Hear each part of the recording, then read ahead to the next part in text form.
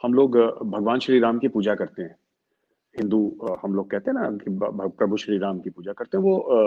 वो he was the Prince of Ayodhya, he became the king of Ayodhya. तो वो तो वो इंडिया के सबसे पावरफुल राजा नहीं थे। क्योंकि अगर आप ये देखें कि क्या चंद्रगुप्त मौर्य पावरफुल था, ज्यादा होगा बिल्कुल। क्या समुद्रगुप्त ज्यादा पावरफुल था, अशोका द ग्रेट, क्या ये सब पावरफुल किंग्स नहीं थे इंडिया के? लेकिन इनकी पूजा नहीं होती, पूजा श्री राम की होती है। नमस्ते दोस्तों, कैसे हैं आप लोग। आशा करता हूँ अच्छे होंगे।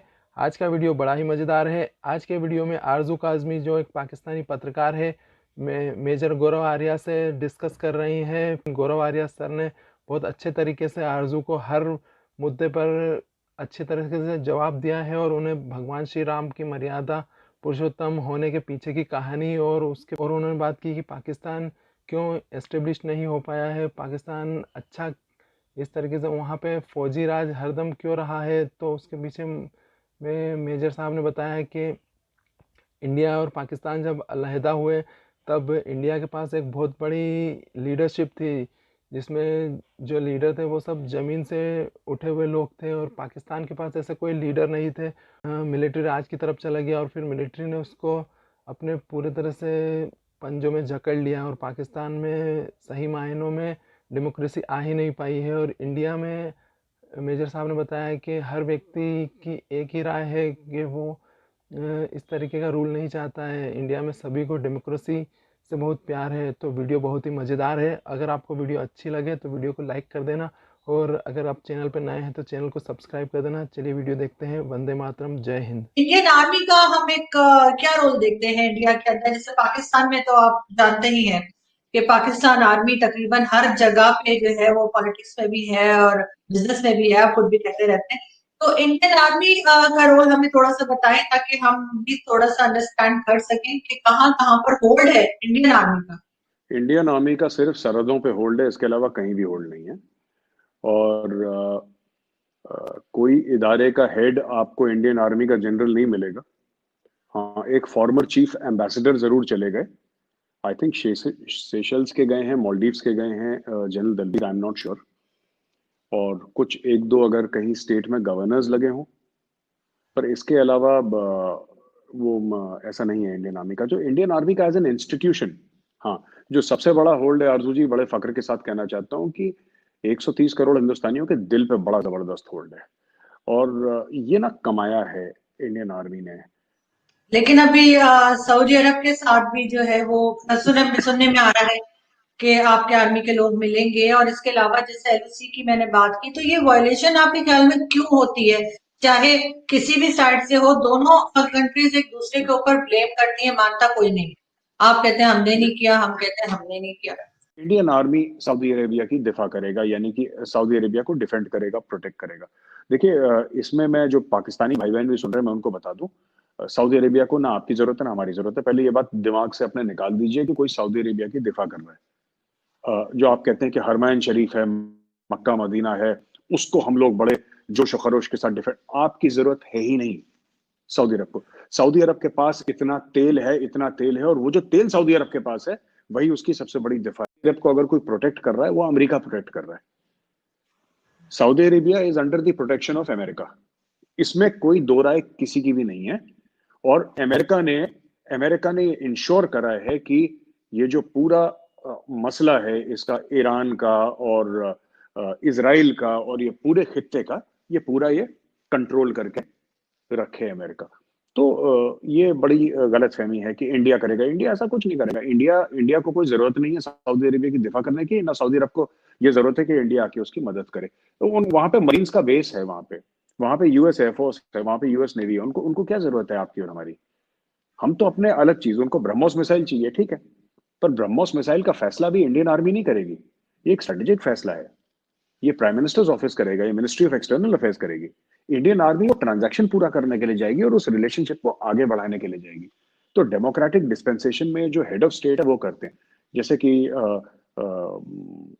कमर जावेद बाजवा साहब गए थे वहां पे ना सऊदी अरब में, या जनरल फैज गए थे। तो हमारे यहाँ तो ये नहीं है कि हमारी इंटेलिजेंस एजेंसी का कोई वहां पे जाएगा और वहां पे हेड ऑफ स्टेट, मैंने तो आज तक नहीं सुना किसी को जाते हुए। लाइन ऑफ कंट्रोल के बारे में, तो लाइन ऑफ कंट्रोल पे कशीदगी तो अक्टूबर 1947 से चल रही है ये।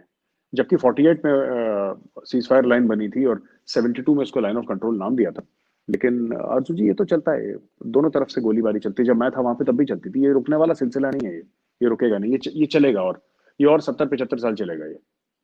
पिछले 70-72 साल में पाकिस्तान में बहुत दफा फौजी हुकूमत आई, तो कौन सी ऐसी कमजोरी थी, कौन सी ऐसी गलती थी जिसकी वजह से हमारे यहाँ हमेशा आपको लगता है कि फौजी हुकूमत आई और आपके यहाँ तो कभी नहीं आई, तो हमारे यहाँ क्यों इस तरह से बार बार होता है? मुझे ऐसा लगता है कि पॉलिटिकल जो डेप्थ थी ड्यूरिंग इंडिपेंडेंस वो पाकिस्तान में नहीं थी। जिन्ना साहब आपके साल भर के अंदर चले गए, उनकी डेथ हो गई जिन्ना साहब की, और कोई लीडर ऐसा था नहीं वहां पे। और आप वहाँ पे फौजी फिर आए आपके। और दूसरी एक और चीज की वहां पे हम लोगों ने जो लैंड सीलिंग एक्ट थी या फिर जमींदारी जो हमारी जो प्रथा थी, वो हमने पहले दिन से ही ये हमने निर्णय कर लिया था, फैसला कर लिया था कि यहाँ पे कोई जमींदार नहीं होगा, यहाँ पे कोई वडेरा नहीं होगा। आप लोग भी जब अपने मीडिया में भी जब मोहम्मद अली जिन्ना का डिस्कशन करते हैं तो आप कहते हैं साहब बड़े स्टाइलिश थे और उनके सूट बाहर से आते थे। मैंने सुना है काफी पाकिस्तानी मीडिया में कि उनके सूट बाहर से सिल के आते थे और पाइप पीते थे और ये बड़े स्टाइलिश थे और विस्की और ये सब। तो ये सब ठीक है, लेकिन ये ना जमीन से जुड़े जो लोग हैं ना, वो नॉर्मल कपड़े पहनते हैं। जैसे गांधी जी एक धोती पहनते थे। तो इससे क्या होता है कि जब आवाम गरीब हो और आप आवाम के बीच में जाना चाहें, तो आप ये नहीं कह सकते कि तुम गरीब हो और मैं तुमसे बड़ा हूं क्योंकि मेरे पास पैसे ज्यादा हैं। तो इंडिया में कम से कम आवाम एक्सेप्ट नहीं करती। इसलिए आप देखिएगा कितना भी बड़ा इंडिया में लीडर हो, कितना भी बड़ा लीडर हो, कितना भी बड़ा तीसमार खान हो, कपड़ा वो खादी पहनेगा, उसने खद्दरी पहननी है अगर उसको पॉलिटिक्स में आना है। तो एक एफिनिटी, तो I think this is one of the reasons why this thing, कि आपके यहाँ पॉलिटिकल लीडरशिप शुरू में बड़ी थोड़ी सी कमजोर थी, उतना डेप्थ नहीं था, तो फौजी आए। फिर दूसरी एक और चीज है कि शुरू से ही कह रहा ना कि कंपैरिजन विथ इंडिया, कि इंडिया, और वो होना भी था क्योंकि एक ही तो थे ये। 14-15 अगस्त को तो एक ही थे नाइट इंटरवीनिंग, फिर बीच में तकसीम हो गई इनकी। तो आरजू जी, इसमें यह भी था कि थोड़ा सा आप लोगों ने उसके चलते एक नेशनल सिक्योरिटी स्टेट बनाया। तो जब नेशनल सिक्योरिटी स्टेट बनाया आपने, तो फिर उसका दाम तो देना पड़ता है फिर नेशनल सिक्योरिटी स्टेट का, क्योंकि उसकी अपनी एक, ये नेशनल सिक्योरिटी स्टेट जो है ये एक माइंडसेट है, और इस माइंडसेट को खुराक चाहिए, एक खुराक। तो वो खुराक क्या है? अगर फिर नेशनल सिक्योरिटी स्टेट को दुश्मन चाहिए, मतलब ये दुश्मन तो चाहिए ना आपको, फिर वरना फिर फौज की क्या अहमियत रह जाएगी? अगर मुल्क का कोई दुश्मन ही नहीं है तो फिर फौज की अहमियत क्या रह जाएगी? तो फिर इसलिए तो इंडिया में जब भी फौज रही वो बैरक्स में रही और अपने कैंटोनमेंट में रही। फौज ने कभी कुछ सवाल नहीं पूछा।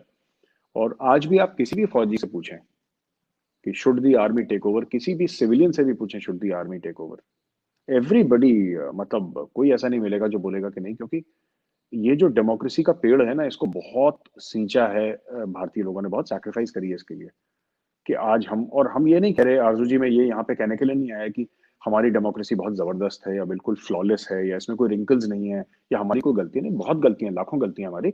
लेकिन फिर भी कोई यहाँ पे ये नहीं कहेगा कि फौज को इक्तदार में आना चाहिए।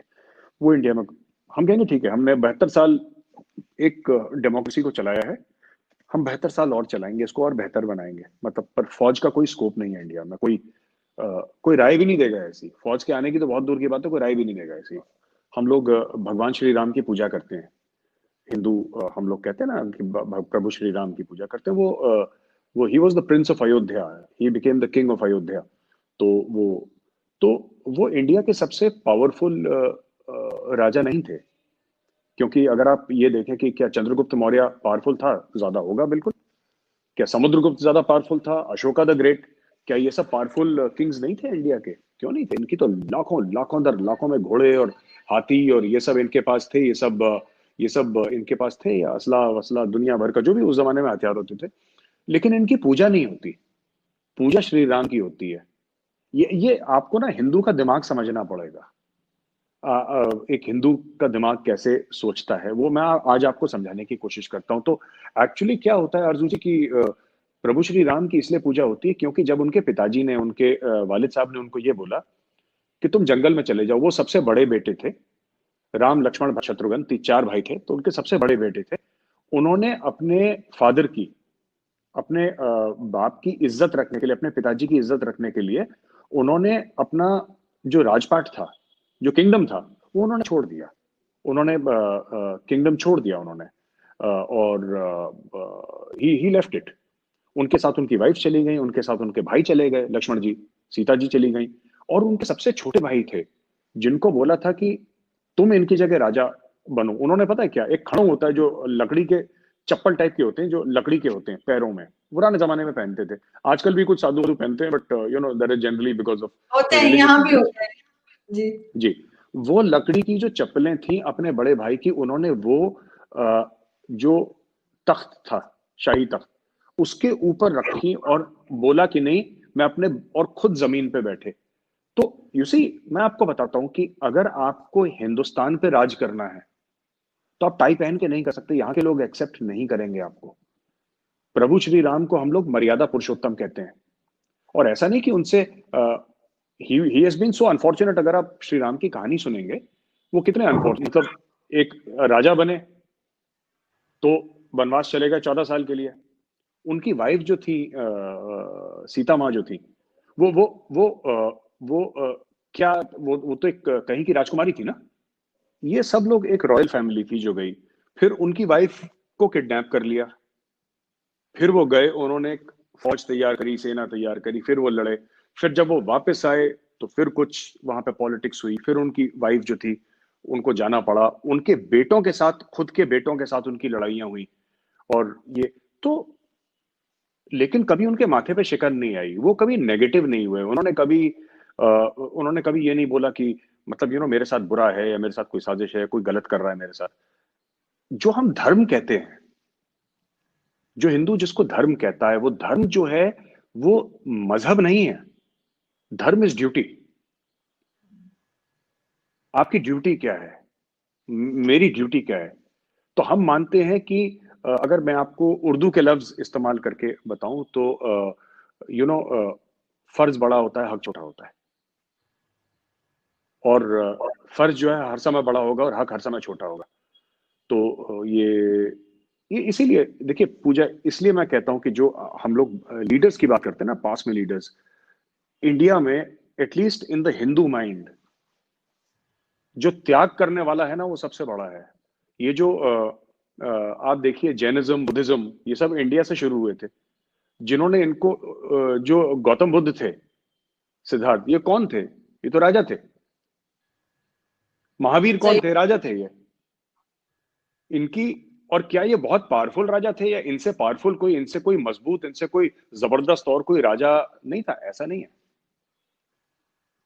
तो मैं आपको ये बताता हूं कि इसीलिए अगर भारत में आप चाहते हैं लोग आपको फॉलो करें, बिना त्याग के नहीं हो सकता। आप भारत पे राज नहीं कर सकते जब तक, ये ठीक है किसी का बाप है, किसी का दादा है, किसी की चाची चाचा है, उसने किसी को पकड़ा दिया, वो दैट इज सेपरेट केस। कितने राजा गए, कितने राजा चले गए, 5-10 हजार साल से यही हिंदुस्तान में सिलसिला चलता आ रहा है। लेकिन पूजा अगर किसी एक राजा की होती है तो वो प्रभु श्री राम की होती है। इसीलिए ये जो भावना है ना, कहते हैं मर्यादा पुरुषोत्तम, मोरालिटी, एथिक्स, त्याग, ये है इंडिया में। लोग ये समझते हैं